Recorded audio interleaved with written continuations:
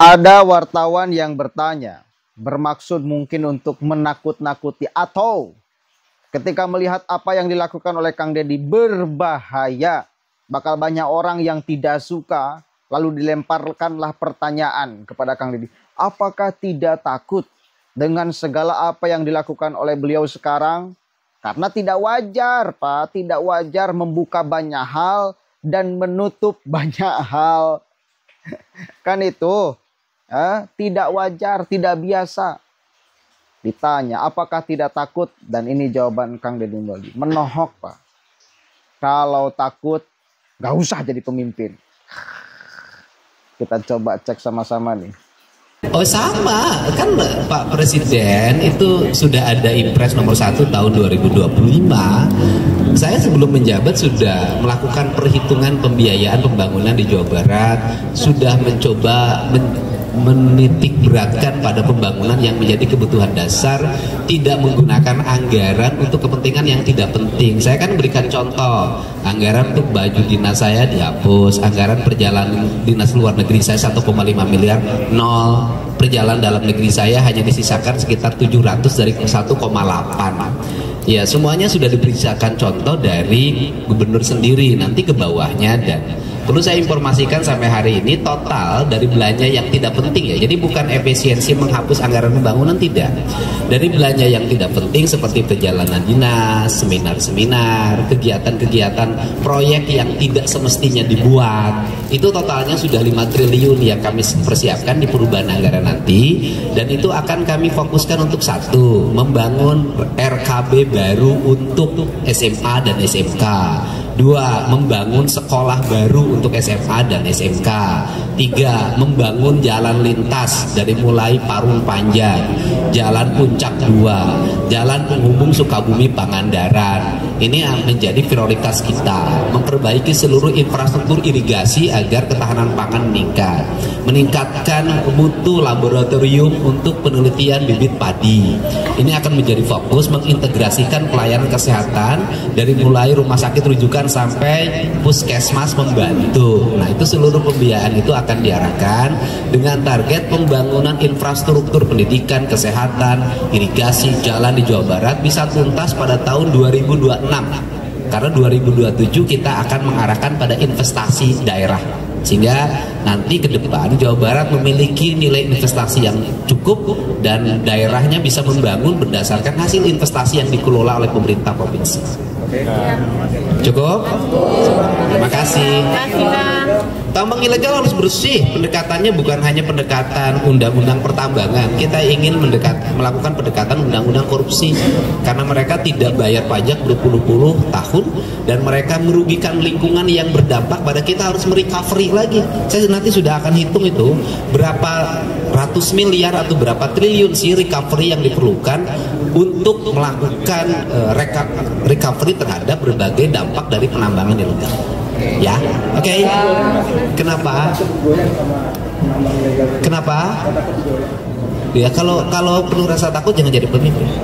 Ya, di rumah aja. Terima kasih.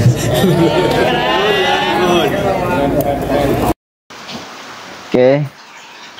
Ingat gak statement Kang Deddy beberapa waktu yang lalu ketika mengumpulkan para pejabat Pemprov itu? Apa beliau katakan?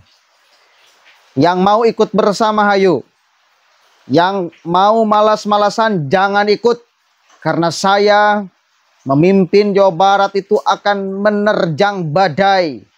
Menerjang badai, Pak. Menerjang badai.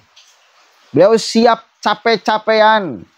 Beliau siap berkorban demi Jawa Barat istimewa. Pemimpin mengistimewakan masyarakat dan masyarakat mengistimewakan pemimpinnya. Semua berada di dalam rel, Pak Belit ya, di dalam rel perbaikan untuk Jawa Barat. Bukan hanya manusianya, tetapi juga alamnya. Kan itu.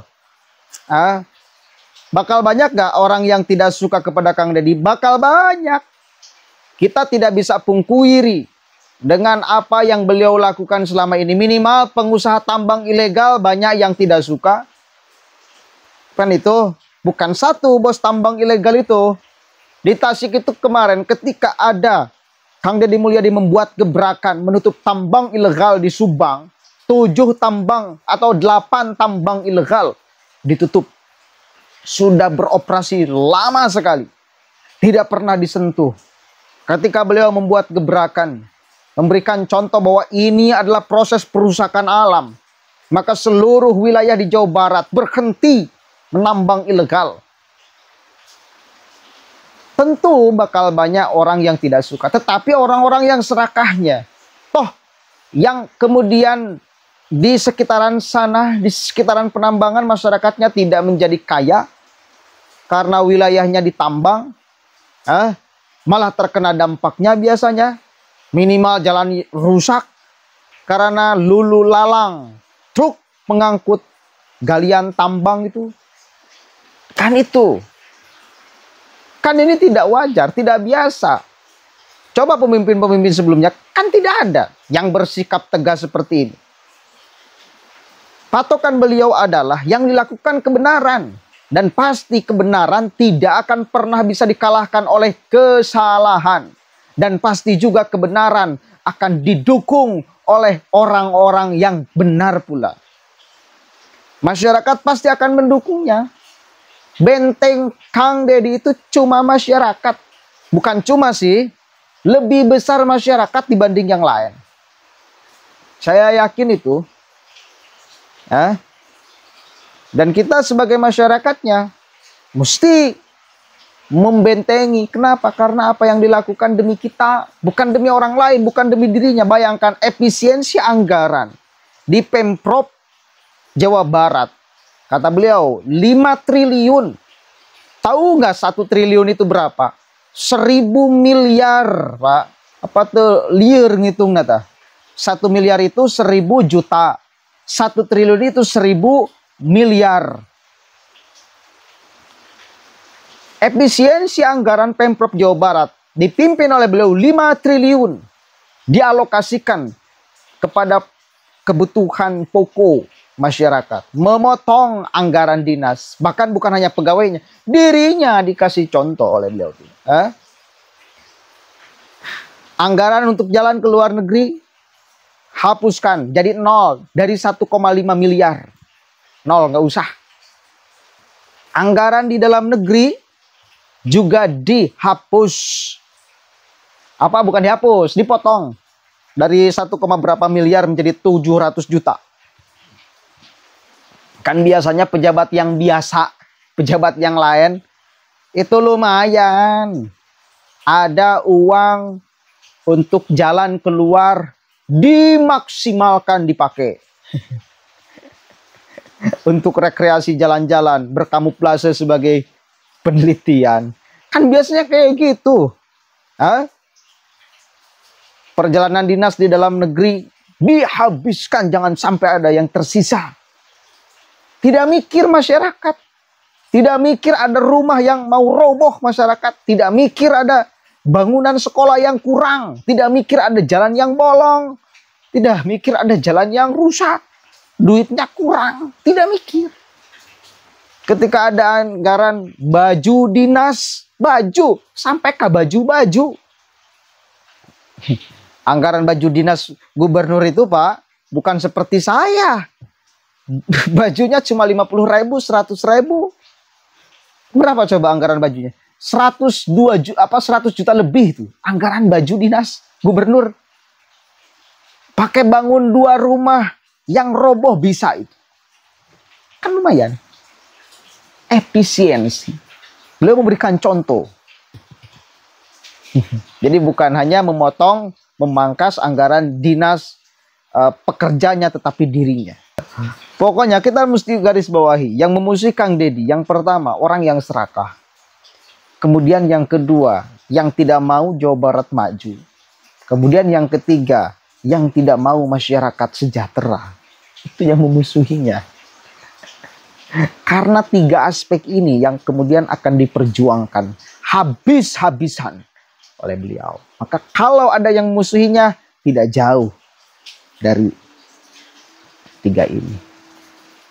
Mudah-mudahan ada manfaatnya. Wallahul muwaffiq ila aqwamit thoriq. Itu lagi.